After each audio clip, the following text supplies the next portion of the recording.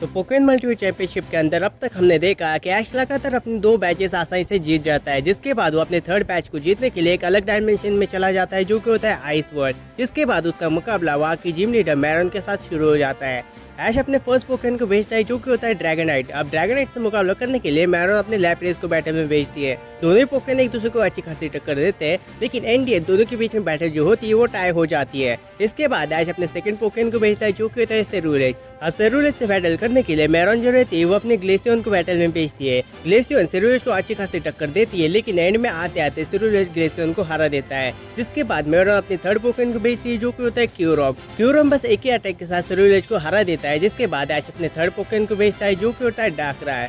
डार्कराय भी क्यूरम के सामने कुछ ज्यादा टाइम टिक नहीं पाता और वो भी क्यूरम के बस 2 ही अटैक के साथ बैटल हार जाता है। जिसके बाद ऐश अपने फाइनल पोकेमॉन को भेजता है जो कि होता है चाइज़ार्ड। ऐश अपने चाइज़ार्ड को बैटल में आते ही मेगा इवॉल्व कर देता है। जिसके बाद ऐश का चाइज़ार्ड अपने फुल पावर से क्यूरम के साथ लड़ता है, लेकिन उससे वो उसको खरोच तक नहीं पहुंचा पाता। जिसके बाद क्यूरम बस अपने 2 से 3 अटैक के साथ ही ऐश के चाइज़ार्ड को हरा देता है और इसी के साथ ऐश अपना थर्ड जिम बैटल हार जाता है। अब आगे बैटल हारने के बाद ऐश बहुत ज्यादा अपसेट हो जाता है। जिसके बाद मैरन उसके पास आती है और उससे कहती है कि ऐश सच में तुम बहुत ज्यादा अच्छे और बहुत ज्यादा पावरफुल ट्रेनर हो, मैं तुमसे फिर से मुकाबला करना चाहूंगी। ये सुनकर ऐश उससे पूछते है कि क्या तुम मेरे साथ रिमैच करोगी। मैरन कहती है कि हाँ बिल्कुल, लेकिन मैं तुमसे बैटल तब करूंगी जब तुम और भी ज्यादा पावरफुल बन जाओगे। इसके दूसरी तरफ हमें एक अल्टरनेट यूनिवर्स को दिखाया जाता है जो कि लगभग पूरा डिस्ट्रॉय हो चुका है और हमें दिखाया जाता है उस पोकेमॉन को जिसने ये सब करा है। हमें दिखाया जाता है शैडो आर्क्यूज को और वहाँ पर सिर्फ शैडो आर्क्यूज नहीं था, उसके साथ शैडो गिराटिना,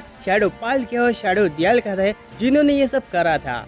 और अब वो बढ़ रहे हैं हमारे ऐश की यूनिवर्स की तरफ ताकि वो ऐश की यूनिवर्स को भी डिस्ट्रॉय कर सके।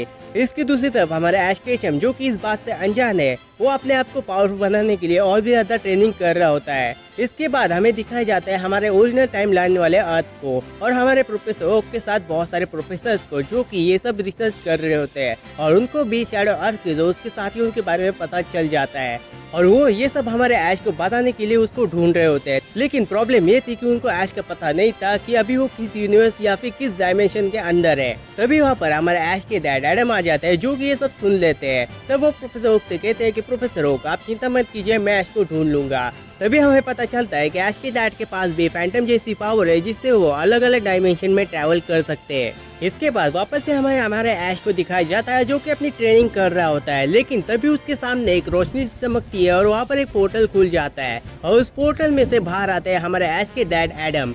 एडम को देखकर ऐश उससे पूछता है कि डैड आप यहाँ पर क्या कर रहे हैं और क्या आप भी डायमेंशन में ट्रैवल कर सकते हैं। तभी एडम ऐश से कहता है कि ऐश ये बातें हम बाद में भी कर सकते हैं, अभी मैं यहाँ पर सिर्फ इसलिए आया ताकि मैं तुम्हें अपने साथ वापस ले जा सकूँ। लेकिन तभी ऐश एडम से कहता है कि क्या आप मुझे वापस ले जाने के लिए आए, लेकिन आपको तो पता है ना मैं मल्टीवर्स चैंपियनशिप में हिस्सा लेने वाला हूँ। एडम कहते हैं कि वो तुम बाद में ही कर लेना है, लेकिन पहले हमारा यूनिवर्स खतरे में है, पहले तुम्हें उसको बचाना है। ऐश एडम से पूछता है कि क्या हमारा यूनिवर्स खतरे में है, आखिर किससे, कौन है वो खतरा। इसके बाद एडम ऐश को शैडो आर्क्यूज और उसके साथियों के बारे में बताता है। एडम उसे बताता है कि जब इस स्पेस में कुछ नहीं था तब अचानक से एक अंडे में से आर्क्यूज बाहर निकला जो कि हमारा अभी करंटली गॉड है पोकेमॉन वर्ल्ड का, लेकिन उसके अंदर भी बहुत ज्यादा डार्कनेस थी जो कि आगे चलकर उसके बॉडी से बाहर निकल गई और उसने शैडो आर्क्यूज का फॉर्म ले लिया। आर्क्यूज ने अपने पावर से उसे सील तो कर दिया था, लेकिन पता नहीं कैसे वो फिर से आजाद हो चुका है और उसने भी आर्क्यूज की तरह अपनी शैडो आर्मी बनाई है और उन्होंने पहले एक यूनिवर्स को डिस्ट्रॉय कर दिया है और अब उनका टारगेट है हमारा यूनिवर्स 10.1। ये सब सुनने के बाद ऐश एडम से कहता है कि डैड आपको क्या सच में लगता है कि मैं अकेला उन सबको रोक पाऊंगा।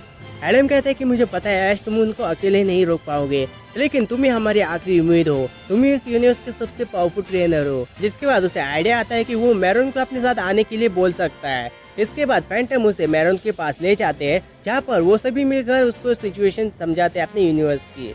जिसके बाद ऐश मैरन से कहता है कि क्या उसकी हेल्प करने के लिए वो उसके यूनिवर्स में आ सकती है, लेकिन तभी मैरन उसे मना कर देती है। मैरन कहती है कि ऐश मैं तुम्हारी मदद तो करना चाहती हूँ, लेकिन जब तक पोकेमॉन यूनिवर्स चैंपियनशिप खत्म नहीं हो जाती हमें अपने यूनिवर्स से बाहर जाने की इजाजत नहीं है, तो मुझे माफ कर देना ऐश। ये सुनने के बाद ऐश थोड़ा अपसेट हो जाता है, लेकिन तभी उसे रेड और गोल्ड के बारे में याद आता है जिसके बाद वो रेड के यूनिवर्स में चला जाता है और वो रेड को अपनी सिचुएशन बता देता है और रेड भी उसके साथ आने के लिए मान जाता है। जिसके बाद वो गोल्ड के यूनिवर्स में चले जाते हैं और गोल्ड भी उनकी टीम ज्वाइन कर लेता है और ऐसे ही डायमेंशन में घूमते घूमते ऐश अपने यूनिवर्स में वापस आ जाता है। जिसके बाद वो बाकी सभी चैंपियंस को भी अपने साथ अपनी टीम में ज्वाइन कर लेता है और वो दिन आ जाता है जिस दिन शैडो आर्क्यूज अपने साथियों के साथ अर्थ पे आने वाला है और उसके आते ही अर्थ पे डिस्ट्रक्शन होना शुरू हो जाता है।